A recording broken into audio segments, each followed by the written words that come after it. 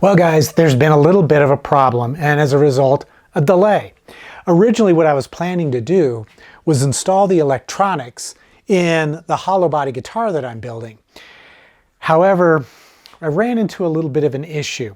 As I was applying the last couple of coats of the clear that I'm applying to this, and that's the Target Coatings MCAP Plus 2K water-based acrylic finish.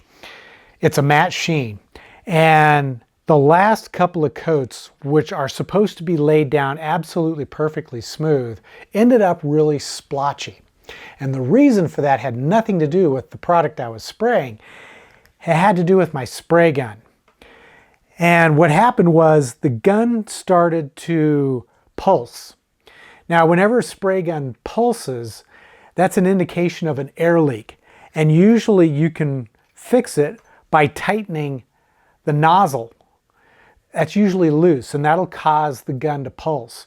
Well, I started out by tightening the nozzle, and that didn't seem to have any effect. It continued to pulse. So then I switched the needle and nozzle, because I have 3 different needle and nozzle combinations for this gun.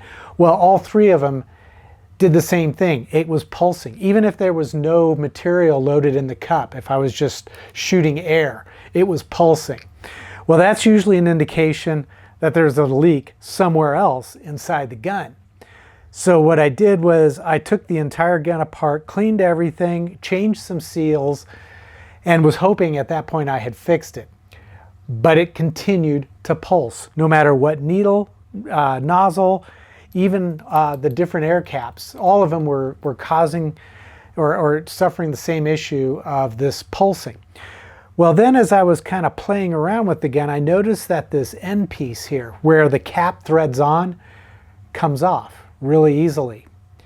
And I cleaned it all out, put it all back together, tightened everything down, and the gun was still pulsing. I simply couldn't fix it. So I figured at that point, the gun was toast. It's very disappointing because I paid a lot of money for this gun, and I've recommended this gun to a lot of people for years. And until this issue with the gun pulsing, that's when I realized I was having a serious problem. And in order to fix the finish, I had to let it dry for 24 hours so it would cure, because that's how MCAP Plus works. It'll cure in 24 hours. Once it had fully cured, I sanded it back with 1000 grit sandpaper. The whole body, the top, the sides, the back, all of it. Completely sanded it really smooth. And that was able to deal with that splotchy look on the surface, because it was mostly a texture issue. Because when the gun was pulsing, the finish was laying down in some areas nice and smooth, but in other areas severely orange peeled. So I got it all sanded smooth, and then I decided to take a chance and respray the clear coats using my Harbor Freight purple gun. Well, as luck would have it, it turned out perfect. It's absolutely consistently smooth over the entire surface. I paid $10 for this spray gun. I purchased it from Harbor Freight on sale with a coupon, and it was 10 bucks. And this was several years ago. And all I've ever used this gun for is spraying solar res.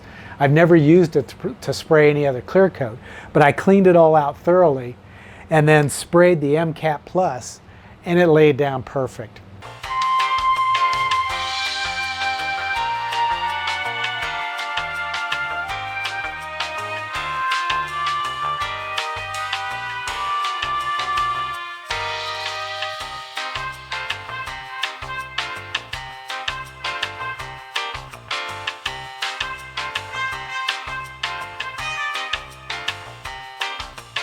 Hey guys, if you're enjoying this video, you can show your support by clicking the thumbs up button down below. It's free to do. You can also click the subscribe button, which is also free. And when you do that, you can click the bell for notifications. That way you'll never miss any future content.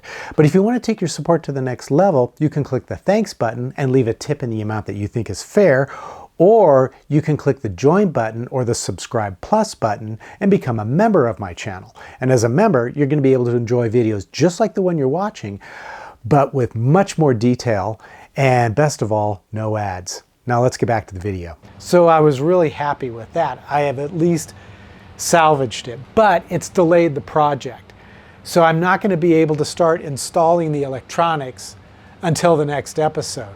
But this is one of the things that happens sometimes when you're building guitars. You run into these little issues that are unforeseen and unexpected.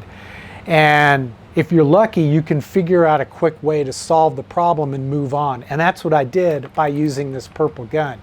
It's not an ideal situation, and I definitely don't want to continue spraying clear coats using this gun. I just did it as an emergency to keep this project on track, or at least somewhat on track. Now, what I have done is I have ordered a new spray gun, and that's going to be the subject of a future video. Once I get that gun, I'll explain in more detail what happened with this one and the gun that I ended up purchasing and why I purchased it. So, unfortunately, it means that there is going to be a little bit of a delay here, but I don't think it's that big of a deal, and I'm really happy with the way this finish turned out on this guitar. It's very, very smooth and very consistent. So if you're thinking about really saving some money and getting into spraying, you might want to give this one a try. It's, you know, you can get it, I think the regular price is like $15, but you can get it on sale occasionally for 10 bucks. So it's really not, there's really nothing to lose except for 10 bucks or, you know, 15 if that's what you end up spending. But you can play around with this gun, and who knows, it might work out just fine for you.